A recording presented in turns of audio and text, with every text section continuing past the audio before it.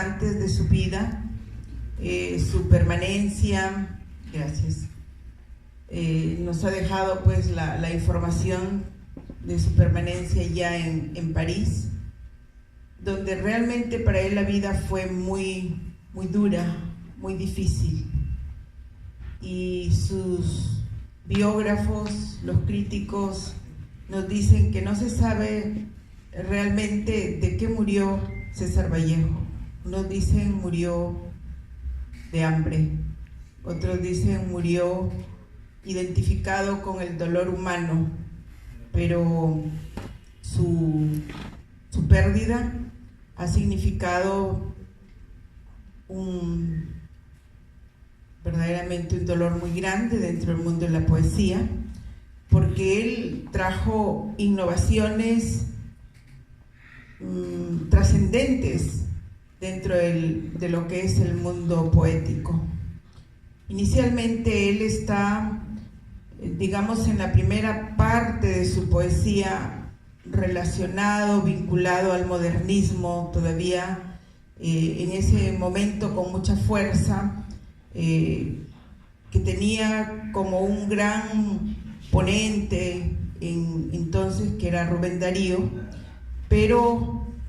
su trabajo poético está íntimamente ligado al modernismo.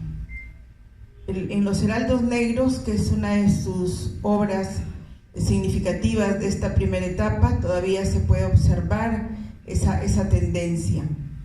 en la métrica, en la rima, de la cual posteriormente él se va despojando para hacer un trabajo más libre, más innovador, en lo que se llamaría más adelante el vanguardismo. Ese vanguardismo que él lo impulsa con tal fuerza porque rompe las estructuras y los cánones de ese entonces en lo que se refiere a la poesía, para salirse casi de lo que es el ritmo y crear uno innovador, diferente. No se ciña a las estructuras normadas en ese entonces para la rima, y hace más un verso libre en el que también el aspecto sintáctico se ve alterado. Entonces la poesía de Vallejo no fue comprendida en su verdadera dimensión durante esta etapa que él crea realmente con una innovación y adelantándose mucho a su tiempo. El hijo de Ricardo Palma, Clemente Palma, que ha sido un hombre de mucho estudio, un diplomático, un hombre de mucho mundo, diríamos, y un gran estudioso también, se tomó, digamos, la libertad de decir que la poesía de Vallejo, especialmente en uno de sus poemas, él dice que es todo un mamarracho, que es una poesía que no la valora, y es porque él mismo, con toda la información y el conocimiento que tenía Clemente Palma, no pudo valorar realmente la poesía de Vallejo, no la pudo entender en su verdadera dimensión. Entonces esto ha hecho, como hemos visto en el video, que incluso Luis Alberto Sánchez no le diera una connotación especial a la poesía de Vallejo, y otros, como los editores de entonces, no se atrevían a publicar los libros porque no lo consideraban dentro de los cánones tradicionales. Sin embargo, la posteridad le ha dado la trascendencia, la importancia al poeta, y que ahora se constituye como uno de los poetas no solo latinoamericanos, sino uno de los mejores dentro de lo que es la poesía universal. Es el mejor poeta, podríamos decir que es la cumbre de la poesía dentro del siglo XX. Entonces, esto abre una posibilidad de mucha investigación. Hay muchos estudios que se han hecho acerca de la obra de Vallejo, tanto en lo que es el análisis de la forma como el análisis del fondo de la misma, para poder interpretar ese lenguaje que él utiliza y donde alcanza su máxima exposición, diríamos, es en Trilce, a diferencia de los heraldos negros, que es más bien como un poco ligada al modernismo, pero que refleja otros aspectos más ligados al sentimiento, más ligados a la muerte. Es el poeta, de alguna forma, que representa la tristeza y el dolor humano. En Trilce hay una mezcla de voces, es como una fusión que se va dando desde sus propios orígenes. Sabemos que él tenía un mestizaje muy marcado, ¿no? Porque sus abuelos habían sido sacerdotes españoles, gallegos, ambos, y su madre y sus descendientes, sus abuelas, eran descendientes chimús, eran indígenas realmente con una sangre directamente que él hereda y se convierte en un mestizo. Entonces esas voces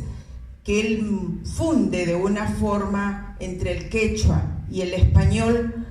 para aperturar una fonética nueva, unos vocablos innovadores en una poesía que va más allá de su tiempo.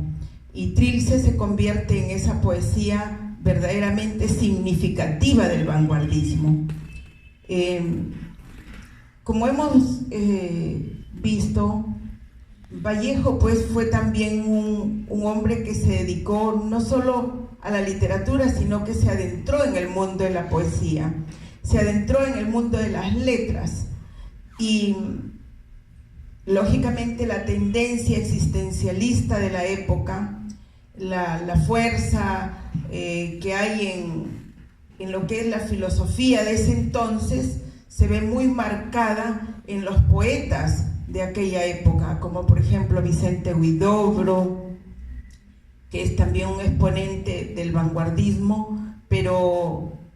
que tiene unas manifestaciones existencialistas de aquel hombre que no ve un significado en la objetividad de la vida, sino que más allá, en una filosofía casi metafísica, quiere entender el dolor humano, quiere entender el por qué las cosas se van dando con tanta dificultad.